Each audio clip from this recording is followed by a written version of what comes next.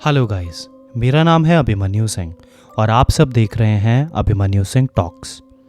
अगर आप मेरे चैनल पे नए हैं और आपको हॉरर एंड क्राइम स्टोरीज पसंद हैं तो प्लीज़ वीडियो को लाइक और वीडियो के नीचे दिए गए सब्सक्राइब बटन की शान बढ़ाएं और बेल आइकन प्रेस करके नोटिफिकेशंस ऑल पे कर लें, जिससे कि जब भी मैं कोई हॉरर स्टोरी अपलोड करूँगा वो आप तक सबसे पहले पहुँचे। अब बिना किसी देरी के चलते हैं अपनी आज की हॉरर स्टोरी की तरफ। A dark retreat, cannibalism.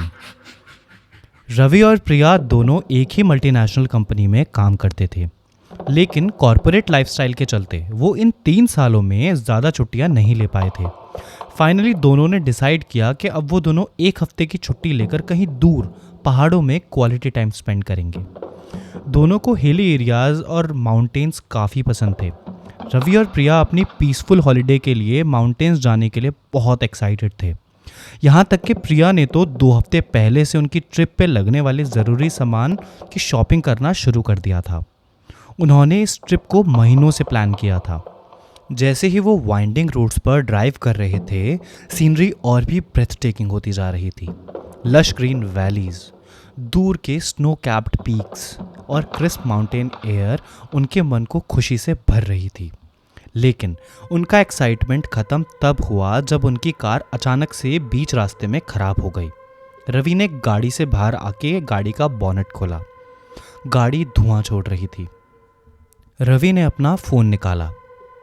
Great, no network, Ravi ने फ़ोन चेक करते हुए कहा। चलो चलकर देखते हैं, अगर कहीं मदद मिल सके तो, रवि ने प्रिया की तरफ देखते हुए कहा। कई घंटों तक चलने के बाद सूरज ढलने लगा और लंबी शैडोज लैंडस्केप पर पड़ने लगीं। टेम्परेचर गिर गया और एक अनईजी फीलिंग उनके ऊपर छा सी गई थी। जब वो लगभग उम्मीद छोड़ने ही वाले थे, तभी उन्हें एक छोटा सा वुडन हाउस दिखाई पड़ा जो कि पेड़ों के बीच में था। यहाँ ये लग तो पुराना रहा था, लेकिन अच्छी तरह से मेंटेन किया गया था। चिमनी से धुआं निकल रहा था, यानी यहाँ पे कोई रह रहा था अभी भी।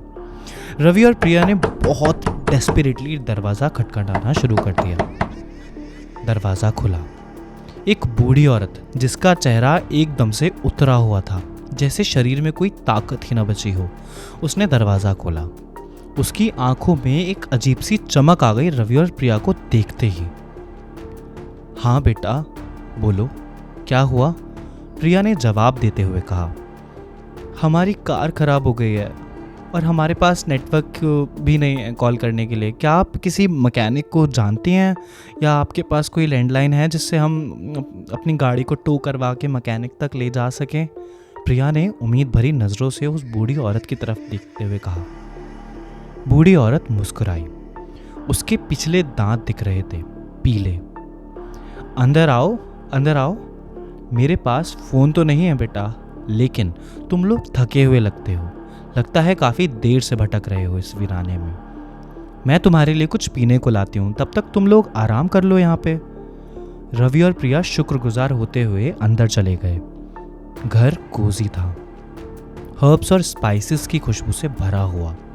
दीवारों पर पुरानी तस्वीरें और अजीब पहचान में ना आने वाली लैंग्वेज में दीवारों पे कुछ लिखा हुआ था। बूढ़ी औरत ने उन्हें चाय के कप्स दिए। पियो बेटा, ये तुम्हें गर्म रखेगी। अक्सर पहाड़ों में सर्दी रात में हो ही जाती है। जैसे ही उन्होंने चाय पी, कुछ पलों बाद ही उन्हें नींद से आने लगी।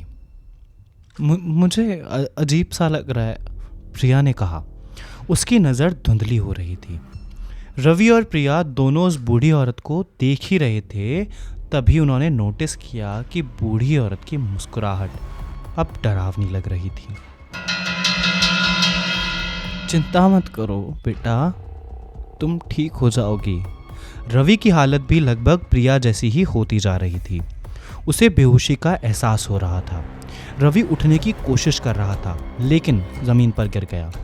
आखिरी चीज़ जो उसने देखी वो ये थी कि वो बूढ़ी औरत जो प्रिया को बेसमेंट के दरवाजे तक घसीट रही थी, लेकिन रवि कुछ नहीं कर पा रहा था, बस ज़मीन पर गिरा हुआ रेंगने की कोशिश कर रहा था।